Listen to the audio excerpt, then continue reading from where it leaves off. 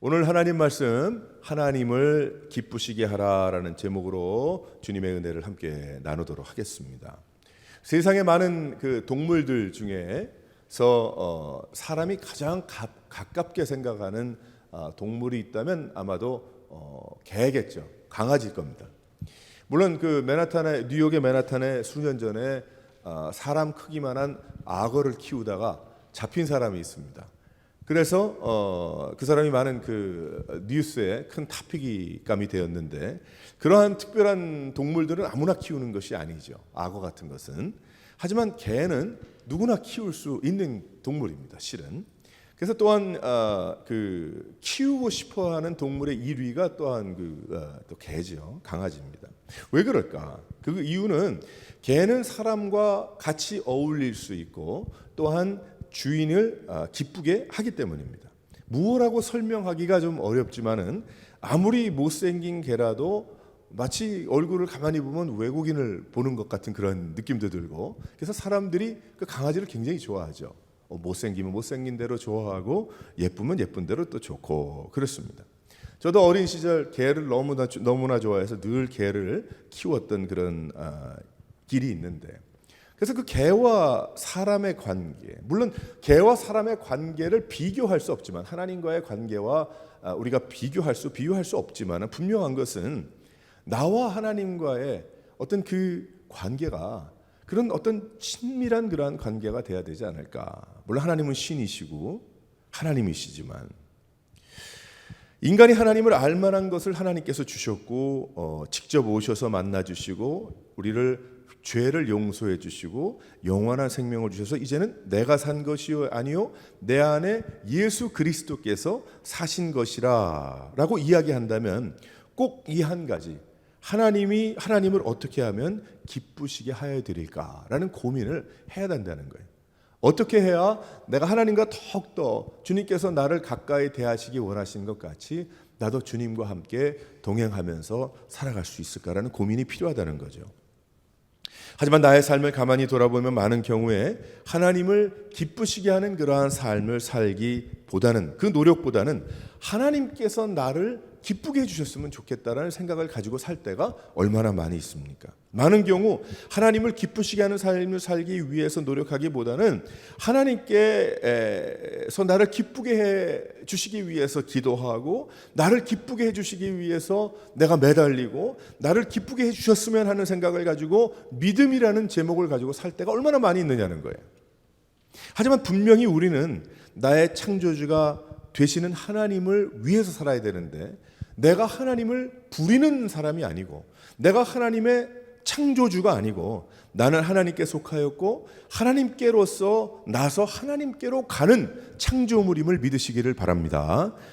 그리고 하나님의 뜻이 있어서 세상에 오게 하셨고, 시편 말씀도 보게 되면 신묘막측하게 지어주셔서 하나님을 평생 섬기다가 천국으로 가야 하는 하나님의 접붙임을 받은 자녀들이다. 그것이 바로 우리죠. 그러니까 내가 하나님을 부리고 내가 하나님을 조종하는 것이 아니고, 어떻게 생각해 보면 그럴 때가 있는데 전혀 그런 것이 아니고 우리는 하나님의 창조 피조물이다라는 것입니다. 그러면 우리의 가장 첫 번째 세상 사는 동안 해야 하는 부르심이 하나님을 기쁘시게 하여 드리는 것이 우리 인생의 첫 번째 목적임을 믿으시기를 바랍니다. 그 세상에서 직업을 가지고 일을 해도 하나님을 기쁘시게 해드려야 하는 것이고, 이 세상에서 가정을 돌보는 일도 결국 하나님을 기쁘시게 하는 일에 초점이 맞아야 되는 것이고, 나의 재능과 원하는 일도 하나님을 기쁘시게 하여 드리는 일에 맞아야 하는 것이고, 교회와 신앙도 교회도 모든 일이 하나님을 기쁘시게 하여 드리는 거기에 초점이 모두 맞춰져야 한다. 그래서 10절 말씀을 보게 되니까 여기 하나님께서 말씀해 주시기를, 주를 기쁘시게 할 것이 무엇인가, 주를 기쁘시게 할 것이 무엇인지 시험하여 보라 말씀하고 계시죠. 여기 시험하여 보라라는 그 말씀은 put to test라는 그러한 이야기인데, 하나님께서 인정하실 만한 것으로 인정받으라는 그러한 이야기예요. 하나님께 인정받을 만한 그러한 인생을 살아야 된다라고 말씀하고 있는 것이죠. 하나님께서 인정하시지 않는, 하나님이 기뻐하실 것이라는 그 착각과 생각 속에서 우리가 마음대로 살아갈 경우들이 있기 때문입니다. 교회 안에서 온갖 회방을 놓고 많은 사람들의, 그래서 결국 그 회방 가운데 많은 사람들이 신앙을 버리고 교회를 떠나는 일들이 생기는데도 불구하고 정작 자신은 주의 일을 한다고 생각할 때가 있더라는 거예요. 교회를 참 이간하고 분란시키고 교회를 참 어렵게 하고, 그런데 망가뜨리는 그러한 일이 있는데 자신은 교회를 사랑해서 그런다고 이야기를 하더라는 거예요. 과연 그럴까? 과연 하나님께서 기뻐하시는 것, 내가 하나님을 기쁘게 하여 드리는 삶을 살고 있는가? 아니면 내가 나를 기쁘게 하고 있는가? 내가 원하는 것, 내 중심의 내 욕심 가운데 믿음 생활도 내가 하고 있는 것 아닌가? 교회도 내가 나오고 있는 것 아닌가? 돌아봐야 한다는 것입니다. 그렇다면 오늘 말씀을 통해서 우리가 몇 가지로 하나님을 기쁘게 해드리는 것이 무엇인가? 그것이 우리의 인생의 목적의 첫 번째인데, 여기 몇 가지가 있어요. 첫 번째로 한번 다 같이 읽어보도록 하겠습니다. 첫 번째로 시작. 첫 번째로 하나님을 기쁘게 해드리는 것은 무엇이냐면 빛 가운데 있는 거예요. 그래서 여기 말씀을 보면 18절, 13절 말씀을 보면 너희가 전에는 어두움이더니 이제는 주 안에서 빛이라, 빛의 자녀들처럼 행하라 라고 말씀하고 있어요. 또 13절 말씀 보게 되면 드러나는 것마다 빛이니라. 그 빛이 비칠 때에, 이전에 예수님을 모를 때에 우리는 어두움이었어요. 어두움도 그냥 어두움이 아니고 완전한 어두움이라서 예수님을 모를 때는 너무 컴컴해서 그 컴컴한 가운데 내 자신이 구분이 되지 않는 거예요. 무슨 말씀인지 아시겠어요? 아주 컴컴해지면 아무것도 안 보이잖아요. 완전히 컴컴하면 앞에 누가 있어도 있는 것처럼 안 보인단 말이에요. 내 인생이 그랬단 말이죠. 죄로 인해서 내가 너무 컴컴해서 너무 시꺼매서 구분이 안 되더라고요. 어두움과 내가 구분이 안 되는 그런 인생을 살았어요. 그런데 예수님으로 인해서 택함 받은 나는 이제 어떻게 됐습니까? 어두움에서 자유하게 됐음을 믿으시기를 바랍니다. 이제 어두움과 구분이 안 되는 그러한 인생이 아니고 분명히 구분이 되는 인생이 됐다는 거예요. 보인다는 거죠. 빛 대신 예수님 앞에 있기 때문입니다. 빛 앞에 있으니 어두움이 그 앞에서 이길 수가 없는 거예요. 조그만 빛이라도 오면 어두움은 물러가지 않습니까? 싹 없어지죠. 그런데 그 빛이 내 안에 계심을 믿으시기를 바랍니다. 할렐루야. 내 안에 계시잖아요. 죄를 회개하고 예수님께서 나의 안에 좌정하시어서 빛을 보이신단 말이에요. 그러니까 어떻게 된다는 거예요? 빛이라는 거죠. 예전에는 어두움과 구분이 되지 않는 시꺼매서 보이지도 않는 그러한 인생을 살았는데 이제 내 안에 계신 하나님의 그 빛이 어떻게 됐다는 거예요. 그 주위는 어두운데 내가 나타나더라는 거예요. 빛으로 나타나더라는 거죠. 마치 촛불이 켜져 있는 것처럼. 아주 캄캄한 밤에 자동차 헤드라이트를 켜고 그 헤드라이트 앞에 내가 서면 저 앞에서 볼 땐 제가 안 보이고 빛이 보이겠죠. 멀리서 보면. 위에 등이 있고 내가 그 아래에 있으면 어둡지 않습니다. 빛이 있기 때문에. 그 빛 대신 예수님 앞에 있을 때의 빛 가운데 있다고 하는 거예요. 그런데 그 빛 대신 예수님 앞에 살면서 11절에 열매 없는 어두움에 참여하고 라고 이야기하죠. 참여한다는 거예요. 거기에. 참여한다는 것은 자기의 그 자원하는 마음으로 나간다는 그러한 뜻일 겁니다. 12절에 보게 되면 은밀히 행하는 것들, 부끄러운 것에 자신을 맡기고 살아간다 라고 이야기를 하죠. 하나님께서 슬퍼하시지 않겠는가? 과연 하나님이 기뻐하시는 일인가? 아니죠. 어두움의 일에 참여하는 거예요.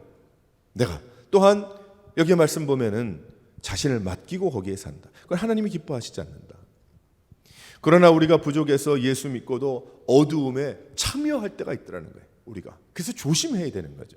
그래서 하나님께서 사도 바울을 통해서 에베소 교회에게 이 말씀을 하는 겁니다. 어두움에 지금 둘러싸여 있는데 굉장히 힘든 가운데 있지만은 하지만 빛 가운데 거하고 어두움에 참여하지 마라.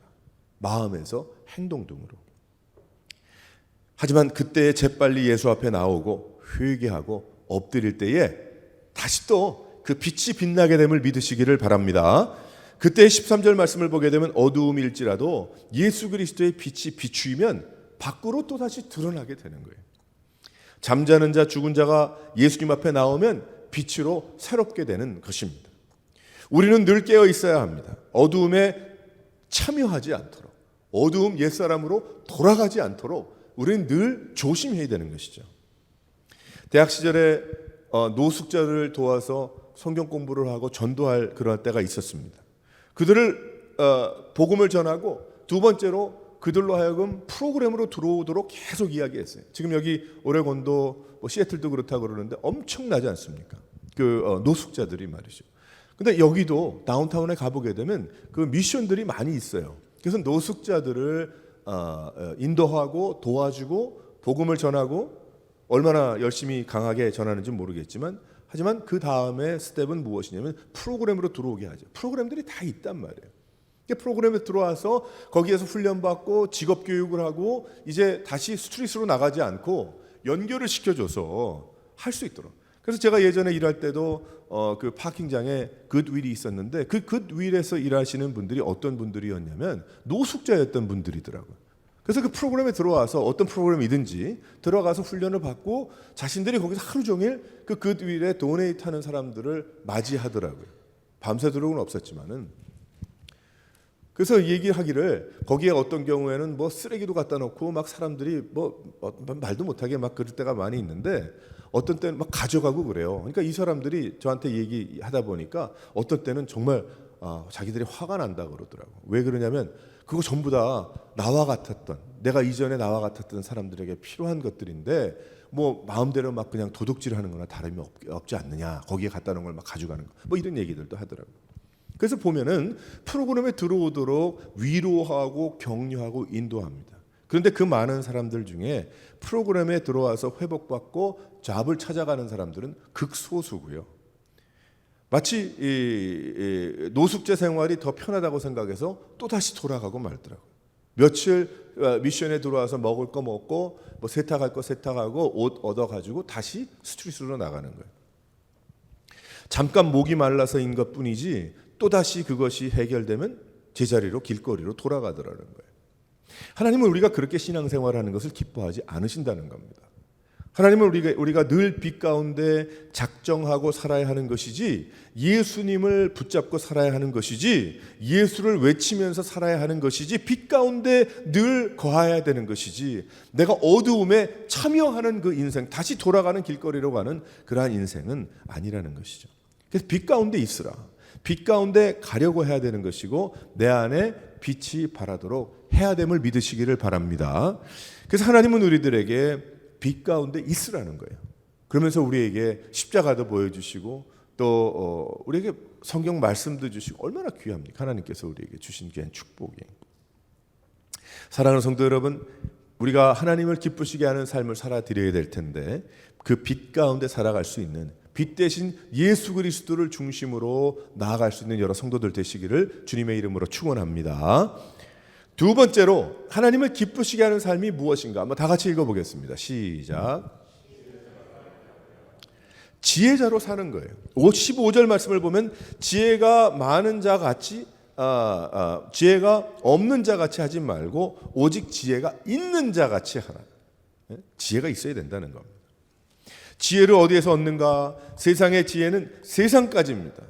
지혜롭죠. 세상에서 사는 거 지혜롭지 않아요? 하지만 지혜는 세상까지입니다.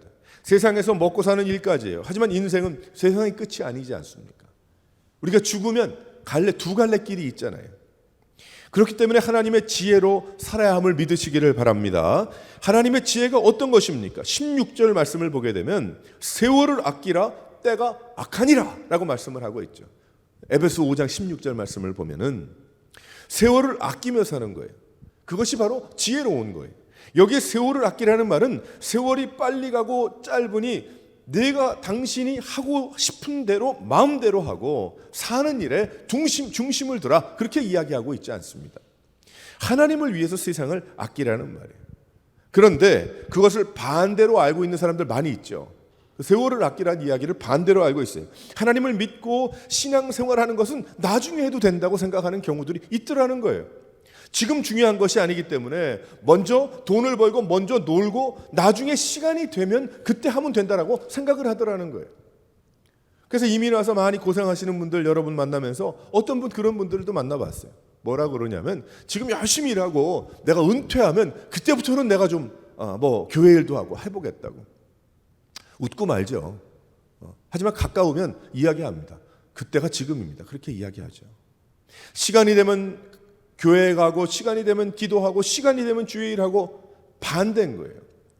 세월 시간의 지혜자가 되어야 됨을 믿으시기를 바랍니다. 내가 시간과 세월을 끌려다니는 것이 아니고 나의 시간과 세월을 낭비하지 말고 나가는 거예요. 세월이 빨리 가므로 하나님 앞에 갈 때까지 내가 맡은 일, 나의 본분을 다해야 되겠다. 하나님께서 나를 부르신 그 부르심에 열심을 다해야 되겠다. 하나님을 사랑하고 하나님을 섬기고 주의 일을 감당하는데 최선을 다해야 되겠다는 그러한 인생이 되어야 함을 믿으시기를 바랍니다. 그것이 이 나의 나이를 계산하는 방법이고 세월을 계산하는 방법인 거예요. 하나님을 위한 복음을 위한 일에 최선으로 살아갈 때 하나님이 기뻐하시는 거죠. 나의 인생을 내가 잘 나누어서 이때는 이렇게 하고 저때는 저렇게 하겠다. 나중에 섬기는 것이 아니고 하나님을 지금 기쁘시게 하는 주의 일, 그것이 가장 먼저 되는 주의 일인 것입니다.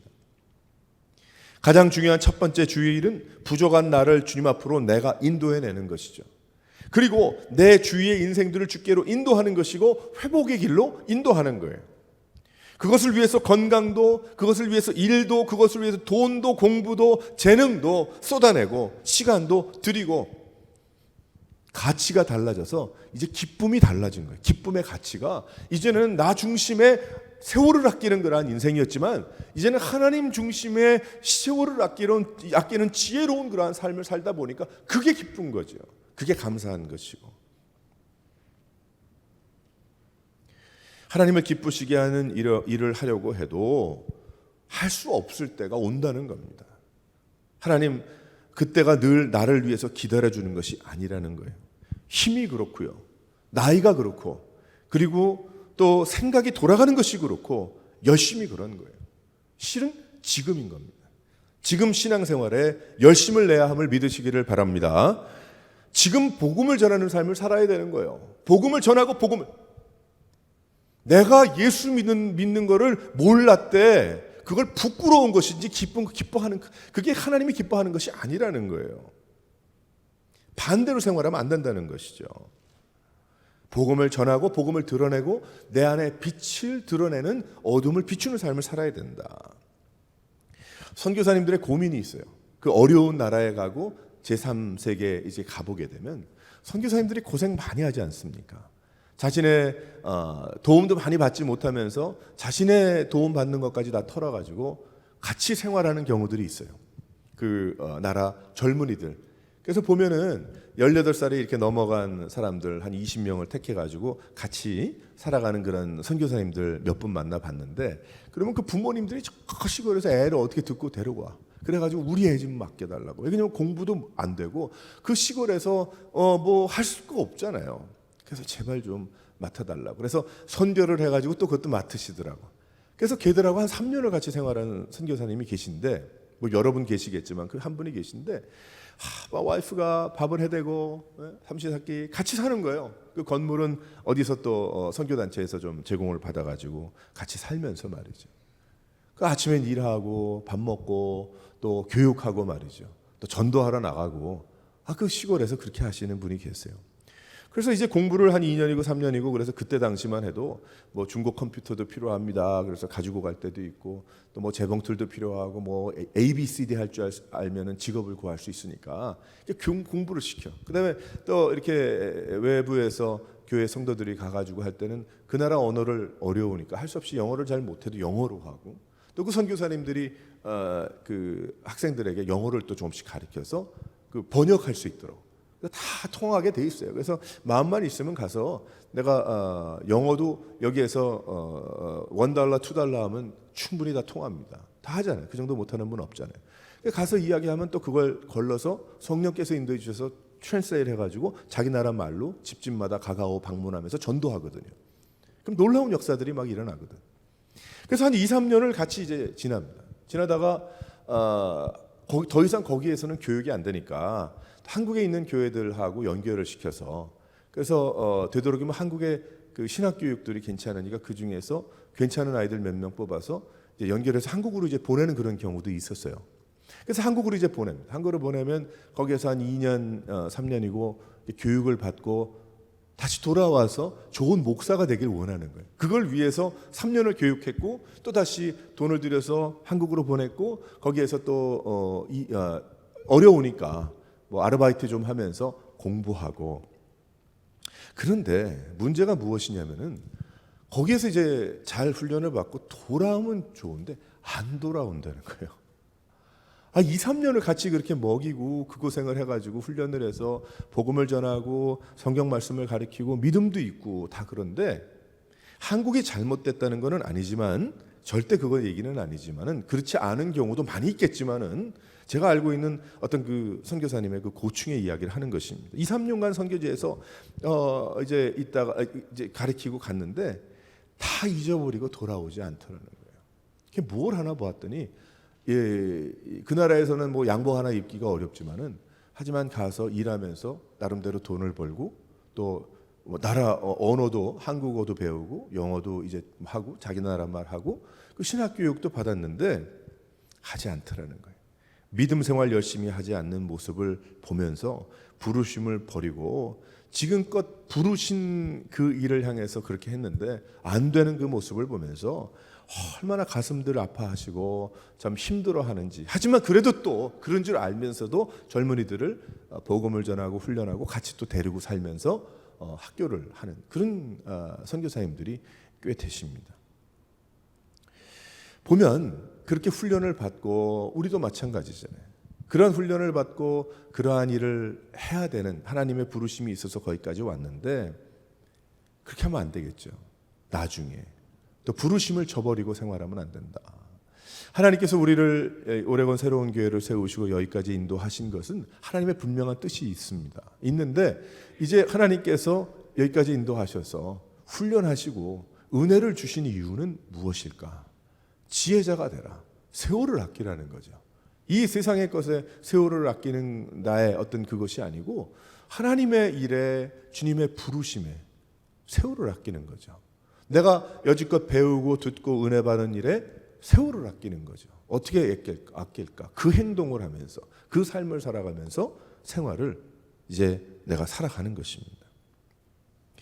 우리는 그저 잠깐 있다가 잠깐 지나가는 그저 모자 하나 걸쳐 쓴 종교 생활이 아니고 우리는 주님을 위해 살아야 된다. 그것이 지혜자의 삶이고 그것이 신앙생활이고 내 안에 빛 대신 그리스도를 드러내면서 생활하는 것이 바로 하나님이 기뻐하시는 그러한 인생임을 믿으시기를 바랍니다.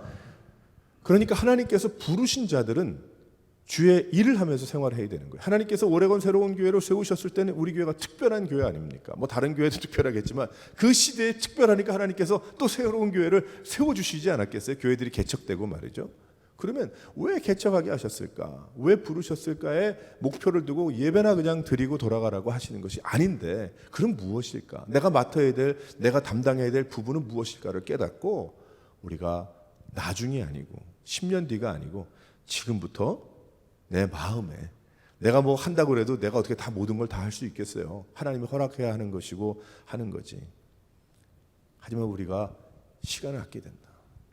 내가 지금부터 내가 멀리 선교지에 대한 생각이 있다고 해도 지금부터 하나님 앞에 나가야 되는 것입니다. 제가 예전에 한번 이야기 한번 한 적이 있는데 아마 다 차차 제가 이야기하겠지만은 제가 지난번에 프랑스의 백남일 선교사님 방문하면서 거기에 레스칼이라 그러던가 에스칼이라 그러던가 그 있다 그랬잖아요. 컬럼도 제가 하나 쓰고 근데 거쳐가는 곳이라고. 그런데 너무 귀해요. 근데 프랑스의 그 파리의 형편으로서는 아주 적합한 것입니다. 근데 미국이라는 상황을 제가 이렇게 돌아볼 때에 적합하지 않을까 생각을 했는데 너무 극히 적합한 거예요. 아무리 생각을 해도. 그래서 생각하기를 그 선교사님하고 이야기하다가 오아시스면 좋겠다. 하나님께서 만약에 허락하신다면 오아시스가 사막에 거쳐가는 곳이잖아요. 물 떠먹고 가는 곳이에요. 생명을 얻고 돌아가는 것 아니겠어요? 근데 어제 기도하다가 아침에 갑자기 그 생각이 나서 하나님 어떻게 하실지 모르겠지만은 하나님께서 인도하시면 그러면 그런 사역이 우리 교회를 통해서 일어나야 될 텐데 그런데 그것은 우리 교회의 이름이 아니고 이 지역의 그 장소인 거예요. 그건 우리가 뭐 꼭 어떻게 해야 되는 그것도 아니고요. 뭐 돈이 많이 드는 것도 아닐 거고요. 근데 어제 기도하는데 그런 생각이 나더라고요. 쉼터라는 생각이 나는 하나님께서 마음속에 만약에 허락하시면 쉼터라고 이름을 하면 좋겠다. 그러고 나서 가만히 기도하면서 묵상하는데 그 쉼터라는 글이 단어가 너무 아름다운 거예요. 너무 귀하고 평생을 들었는데 쉼터라는 책도 있고 뭐 그렇잖아요. 그런데 그 쉼터가 이 지역에 만약에 생겨난다면 뭐 어디 어베일러블한 조그만데 사람들이 뭐 지나가는 사람들이 안 보여도 돼. 하지만 하나님이 보내주시면 되거든. 그럼 그곳에서 훈련받은 한 10여 명이 돌아가면서 오후 한 5시간씩 일주일에 한 5번이든 6번이든 그 자리를 지키면서 오는 분들에게 뭐 대접하겠어요. 커피 한 잔 주면 되지. 커피 한 잔 주고 와서 이야기 들어주고 교회를 전하는 것이 아니고 그리고 마지막에 예수를 전할 수 있는 그런 접촉점을 마련하는 거예요. 요즘 우리 교회들이 안 믿는 사람들과 만날 접촉점이 없잖아요. 그 교회로 오세요 그러면 오나요? 안 오게 되고 힘들게 되지. 하지만 언제든 어렵고 힘들 때에 거처하는 곳이 될 수 있다. 쉼터가 될 수 있다. 1시간이라도 뭐 거기서 뭐 4-5시간 뭐 들어 잘 수 있는 것 요만한 공간일 텐데 찬양을 들려주고 그리고 필요에 따라서 함께 기도하고 그리고 축복하고 그냥 또 보내고 퀘션이 있는 사람들에게는 복음에 대해서 이야기해주고 설명해주고 따뜻한 커피 한 잔 주고 미국에서 따뜻한 커피 한 잔 공짜로 주는 데가 어디 있겠어요. 뭐 넘쳐나고 흔한 게 커피라 하지만은 근데 그것이 아니에요. 따뜻한 마음이 담긴 그것이 그런 게 아니죠. 그런 생각이 좀 많이 들었어요. 그래서 하나님 우리 교회가 앞으로 자리를 잡고 더 하나님 앞에 또 우리가 완전 무장해 나가면서 하나님 허락하신다면은 이 지역을 바라보면서 뭐 어디 누구를 어떻게 하려고 우리의 어떤 뭐 교회 부흥의 계획으로 이건 관계 없는 거고요. 우리 모두가 쓰임 받을 수 있는 그런 장소가 될 수 있지 않을까 그런 생각을 그냥 상상을 해본 거예요. 어떻게 될지 모르겠지만 그러면서 하나님의 뜻이라면 주님께서 그렇게 인도하시면 얼마나 좋을지라는 그런 생각을 하게 됐어요. 그 나중 얘기지만은 하나님은 어떻게 하실지 저는 뭐 계속 기도할 것이고 하나님은 어떻게 하실지 모르지만 가슴 벅찬 이야기죠. 그 마음 속에서부터 저 혼자 가슴 벅찬 이야기를 하는 것이 아니고 우리가 그렇게 해야 된다는 그 마음 속에 앞으로 하나님께서 어떤 복음의 사역을 하게 하실까 이 지역의 주의 일이 시작되는 놀라운 역사들이 일어나지 않을까 또 주위에 있는 많은 믿는 성도들도 어쩔 줄 몰랐는데 그런 장소들이 만약 좀 여러 곳 생긴다면 한 군 장소가 아니고 그레샴 쪽에서도 그쪽에도 있고 밴쿠버에도 하나 있고 뭐 예를 들어서 생긴다고 한다면 내가 하는 건 아니지만 나름대로 뭐 교회들이 혹은 뜻이 있는 그 성도들이 하나님 말씀 안에 분명한 룰과 그 정도를 걸어가는 그 말씀이 전달이 돼야 되지만은 하지만 그런 일들이 일어난다면 여기에 있는 한 2만여 명이라고 되는 더 될 수 있는 그 특별히 외국 사람도 있지만 한국인이 아닌 분들도 올 수가 있지만은 한국 분들이 얼마나 좋을까. 복음을 들을 수 있는 기회고 접촉점이기 때문에 그 사람이 그때 와서 예수 안 믿어도 괜찮은 거 아니겠어요? 하나님의 뜻이면 그것이 시작이 돼서 10년 후에 5년 후에 예수를 믿지 않겠는가? 그러면 되는 거 아니겠어요? 뭐 그게 뭐 우리에게 결과가 꼭 보인다고 되는 건 아니니까. 실은 은퇴라는 것은 신앙생활에 없습니다. 또 다른 새로운 헌신이 있을 뿐임을 믿으시기를 바랍니다. 다른 방법으로 장소에서 주를 섬기는 것뿐이지 은퇴라는 건 없는 거예요. 그러다가 부르시면 천국으로 순종하며 가는 것이 크리스천의 삶입니다. 오레곤 새로운 교회를 섬기면서 저도 새로운 방법, 새로운 장소, 새로운 각도에서 주의 일을 꿈꾸게 되는데 사역을 하면서 비즈니스를 한다는 것이 쉽지 않을 수 있지만 그것에 그 이전에 전혀 생각하지 못한 주의 일을 생각하게 되더라고요. 제 나름대로. 그런 생각이 많이 들었어요. 꿈을 꾸게 되고. 엄청난 변화이고 한 번도 지난 35년 동안 생각해내지 못한 그러한 부분인 거예요. 하지만 시간의 한계가 분명히 있습니다. 그래서 어떤 때는 영적으로 조급할 때도 있어요. 하지만 분명한 것은 무엇을 하든지 주의 일이기 때문에 그 연결을 시켜나가면 그럼 주님께서 쓰심을 믿으시기를 바랍니다. 그래서 우리 오레곤 새로운 교회 성도님들은 뭐 목사가 주의 일을 하는 게 아니고요. 우리 모두가 각자가 돈으로만 조회하는 게 아니고요. 각자 어디에서 무슨 일을 하든지 열심을 하면서 어떻게 해야 이것을 더 복음을 전할까? 우리가 그 노력을 해야 돼요. 뭐 의장 뭐 이렇게 얘기하고 모임할 때 그런 거보다 우리가 모임을 해나가면서 우리 교회가 어떻게 이 지역에 그 안 믿는 사람들, 연약하고 어려운 가운데 있는 그 접촉점을 좀 찾을 수 있을까? 제가 내년에 그 선교지를 이렇게 하면서 그런 생각을 했어요. 어느 장로님과도 그런 얘기를 했는데 이 지역에 정말 어려운 분들 혹시 있지 않을까? 근데 찾기도 어렵지만 특별히 한국 분들은 그거 만약에 뭐 좀 우리가 사랑으로 뭐 하더라도 쉽지 않아. 이게 여러 가지가 문화적으로 좀 그런 것도 좀 많이 있어요. 근데 우리가 어떻게 그렇게 할 수 있지 않겠습니까? 이렇게 모여서 하면서 이 지역에 힘든, 또 만약에 그러한 장소가 있다면 우리가 교회 이름을 떠나서 어떤 복음의 접촉점이 될 수 있는 그저 그런 장소들. 분명한 것은 무엇을 하든지 주일이다. 시간을 아껴야 된다. 일할 수 없는 밤이 올 수가 있습니다. 지혜자의 삶, 이제 하나님의 뜻을 우리가 분명히 알았기 때문에 우리는 그 일에 우리의 마음과 중심을 다 두어야 함을 믿으시기를 바랍니다. 그래서 우리가 지금은 시작 단계라서 뭐 사람들이 뭐 이런 얘기도 많이 하지만은 모여야 뭐 이런 얘기 하지만 괜찮아요. 지금 뭐 우리 충분히 우리들이 먼저 그런 사역에 대한 그 생각을 또 꿈을 꾸고 기도로 시작하면 하나님께서 왜 안 이루시겠습니까? 세상을 하나님께서 세상을 사랑하시고 복음이 전파되길 원하시고 우리를 부르시고 그 일을 위해서 교회를 세우셨는데 하나님께서 왜 그 일을 이루고자 하는 안타까움이 있는 사람들을 사용하지 않으시겠어요? 그건 아니죠. 그러니까 꿈을 가져야 돼요. 우리가 여지껏 살아왔던 뭐 거기에 틀에서만 있지 말고 제가 좀 전에 이야기했던 것처럼 좀 떠나서 교회에 우리가 예배드리는 예배당은 좋지만 이 벽을 뛰어넘고 이름을 뛰어넘고 우리의 문화를 뛰어넘고 해서 주의를 해야 된다. 지혜로운 자의 생각입니다. 지혜를 가져라. 그러한 하나님의 지혜를 가지고 살아갈 수 있는 여러 성도들 되시기를 주님의 이름으로 축원합니다. 세 번째로 하나님이 기뻐하시는 삶은 어떤 것인가? 다 같이 한번 읽어보겠어요. 시작. 성령 충만한 삶인 거예요. 우리가 매번 들었죠. 18절 말씀을. 18절 말씀 한번 보게 되면 술 취하지 말라 이는 방탕한 것이니 오직 성령으로 충만함을 받아라. 할렐루야. 네. 술 안 마시는 분들은 아멘이 쉽게 나올 거예요. 아마. 네. 하지만 여기에 술 취한 것은 성령의 충만한 것과 모습이 비슷할 것이다 해서 비유해서 말씀해 주시는 것이죠. 하나님이 기뻐하시는 또 한 가지는 내 안에 성령님을 기쁘시게 하는 일이 되는 거예요. 그분이 기쁘시다는 말은 내 안에 계신 성령님으로 충만하다는 말이에요. 충만하다.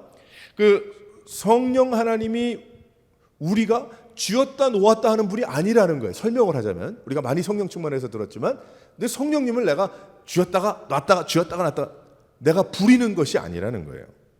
마치 내 안에 내가 주인이 되었다가 어느 한순간에 성령 하나님이 주인이 됐다 말았다 하는 그런 것이 아니라는 겁니다. 그러다 보니까 어떤 때는 내 안에 계신 성령님을 내 안에 저 구석방에 내 삶을 내 마음을 집이라고 한번 생각하고 비유를 한번 해보게 되면 그 내 저 구석방에 잠깐 들어가 계시라고 이야기할 때가 있더라는 거예요.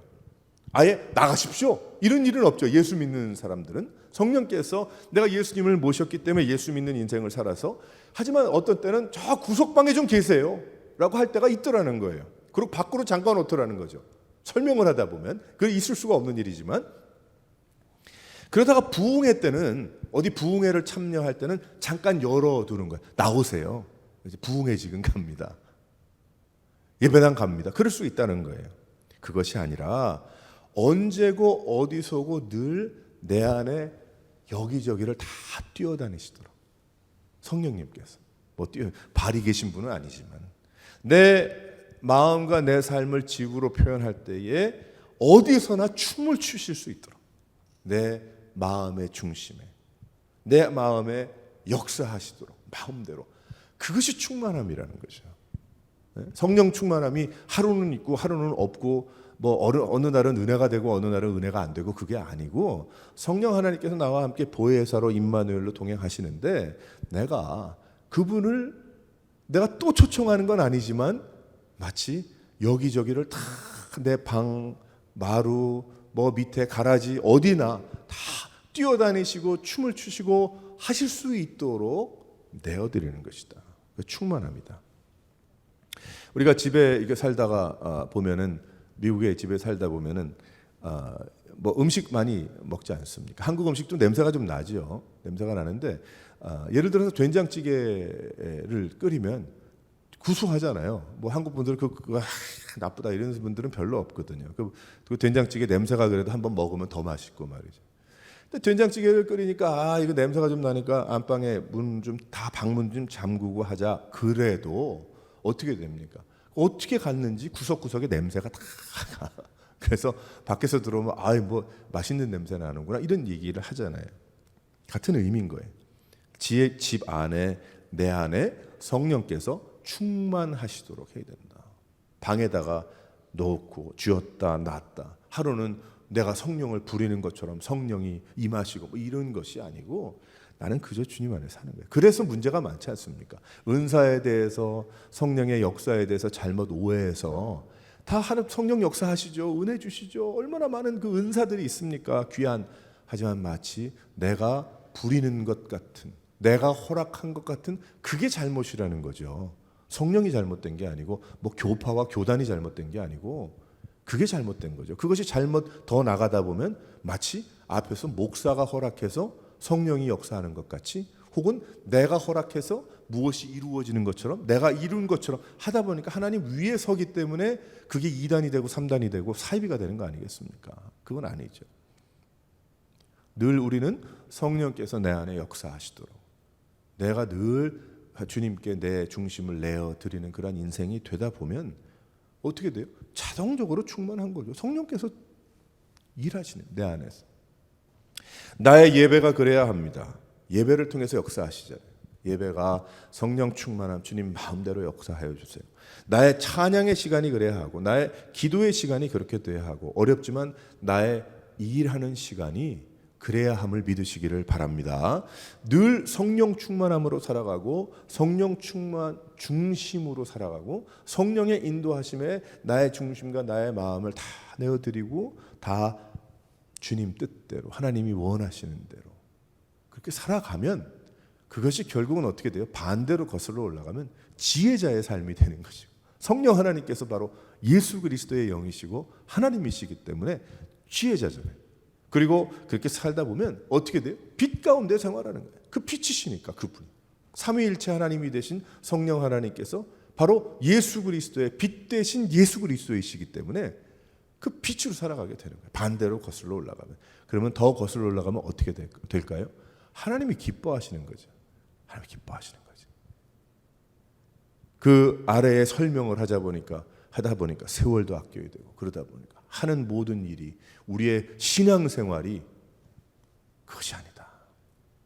사랑하는 성도 여러분, 우리가 이제 올해를 마무리하면서 2020년 1999년이 딱 넘어갈 때 제가 그 생각을 했어요. 2020는 상상하지도 못했어요.